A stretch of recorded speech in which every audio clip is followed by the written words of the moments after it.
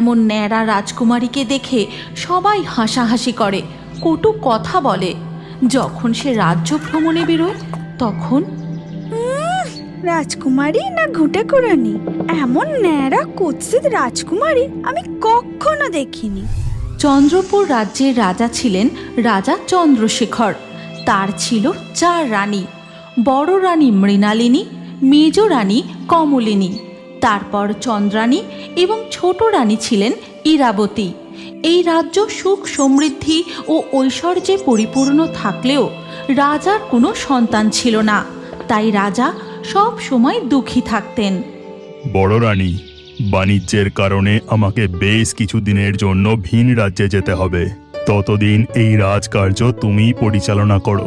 আমার সকল রানীদের মধ্যে সব থেকে বেশি বিচক্ষণ এবং বুদ্ধিমতী হলে তুমি, তাই এই দায়িত্ব আমি তোমাকেই দিয়ে গেলাম। কেন মহারাজ?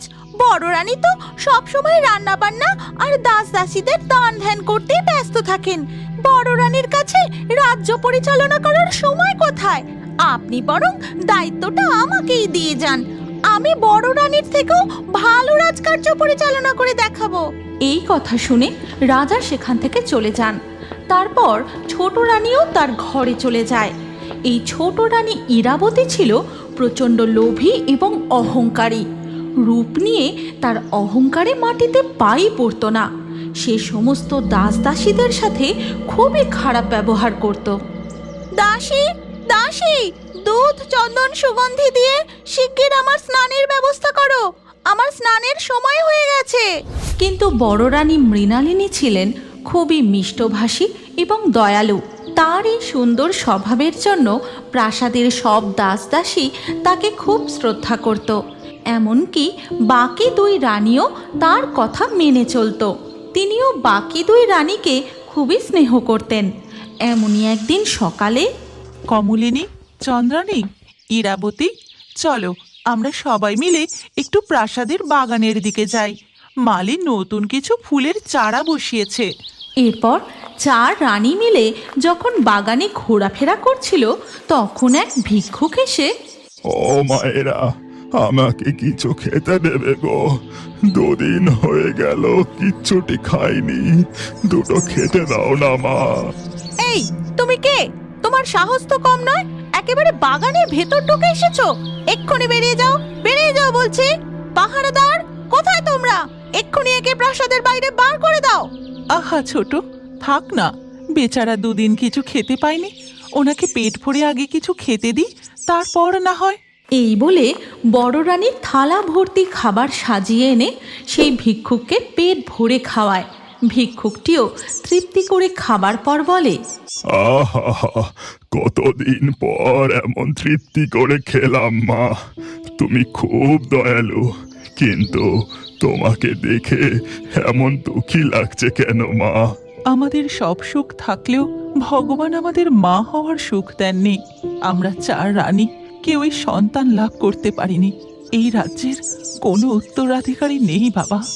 এই শুনে ভিক্ষুকটি তার ঝোলা থেকে একটি আপেল বার করে বলে, চিন্তা করো না মা, এই ফল তোমরা 4 রানী ভাগ করে খেও।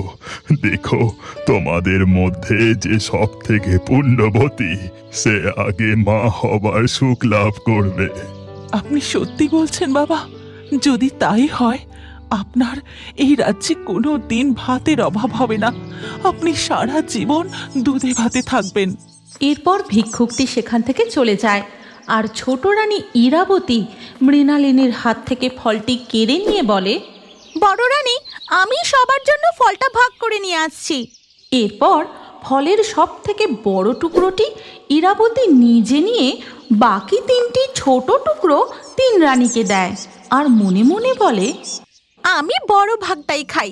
সবার আগে সন্তান লাভ করে মহারাজকে খুশি তো আমিই করব। এরপর কেটে যায় বেশ কিছুদিন। রাজ্যে আজ সব থেকে খুশির দিন। বড় রানী মৃণালিনী সন্তান সম্ভাবা। বড় রানী, আজ যে আমি কত খুশি তা তোমায় বলে বোঝাতে পারবো না। আজ এত বছর পর আমার রাজ্যের বংশধর আসতে চলেছে। হ্যাঁ মহারাজ, কিন্তু আমি যে ওই ভিক্ষুককে কথা দিয়েছিলাম, আমাদের রাজ্যে উত্তরাধিকার এলে আমি তাকে সারা জীবন দুধে ভাতে রাখবো, কিন্তু সে কোথায় থাকে তা তো আমার জানা নেই। তুমি চিন্তা করো না রানী, এই রাজ্যের সমস্ত ভিক্ষুকের জন্য আমি কাঙালি ভোজনের আয়োজন করছি। এরপর রাজ্যে কাঙালি ভোজনের আয়োজন করা হয়। রাজ্যের সমস্ত ভিক্ষুকরা সেখানে নিমন্ত্রণ খেতে আসে, কিন্তু ঠিক তখনই এ কি, আমার খাবারে যে চুল পড়ে, এই খাবার আমি খাবো কি করে? সেখানে ছোট রানী আর তার খাস দাসী আসে। পাত পায়রা খাইতে পাইছো, ই তোমার সৌভাগ্য। এমন সব খাবার কোনোদিন চকি দেখিস? পাতে চুল পড়েছে বলে নাকি ওনার খাওয়া যাবে না। এত কথা বলার কি আছে দাসী, ওর সামনে থেকে খাবারের থালাটা তুলে নাও। ইরাবতীর কথা মতো দাসী ওই অভুক্ত ভিক্ষুকের সামনে থেকে খাবারের থালাটা তুলে নেয়। অভুক্ত মানুষকে বাড়িতে নিমন্ত্রণ করে এত বড় অপমান!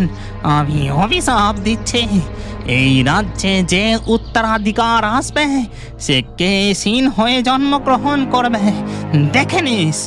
এরপর কেটে যায় বেশ কিছু মাস। বড় রানী আজ একটি ছোট্ট ফুটফুটে কন্যার জন্ম দিয়েছেন। রাজ্যের সকলে আজ খুব খুশি, কিন্তু